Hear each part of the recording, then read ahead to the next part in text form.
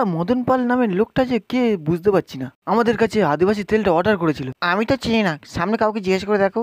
এরা তো গেম বাজানা। আর বলিস না ভাই, যাকে জিজ্ঞাসা করি সেই বলে আমি চিনি না। আচ্ছা দাঁড়া, সামনে কজনকে দেখতে পাচ্ছি, ওদের কাছে জিজ্ঞাসা করে দেখি ওদের মধ্যে কেউ চেনে কিনা।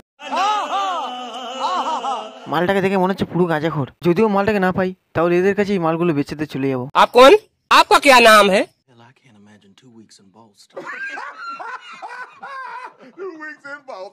আমি হলাম সেই মদন পাল যে তোর কাছে আদিবাসী তেলটা অর্ডার করেছিলাম, কিন্তু এখন নেবো না।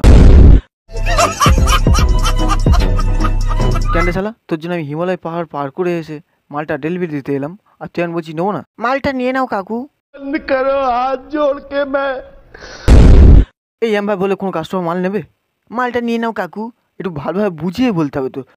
शर्म करो, भगवान से डरो, भोसड़ी वालों, भगवान से डरो। নিজের অর্জিত সমস্ত মিথ্যে কথাকে কাজে লাগিয়ে এমনভাবে ইন্ট্রো দিতে হবে যাতে কাস্টমার মাল না নিয়ে যেতে না পারে।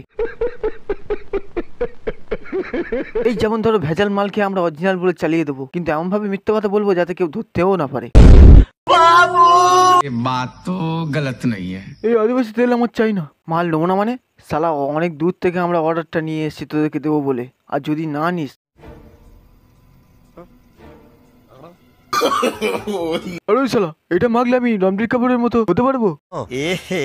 रहा नहीं जाता, तड़प ही ऐसी है ना। नहीं, सुके, सुके, सुके। আরে রণবীর কাপুর কেন, তোকে আমি পুরো বাবা রামদেবের মতো একদম বড় বড় চুল করে দেবো মাথায়। তারপর তুই রাস্তা দিয়ে যখন হেঁটে যাবি তোকে সমস্ত লোক প্রণাম করবে, বলবে বাবা রামদেব যাচ্ছে দেখো।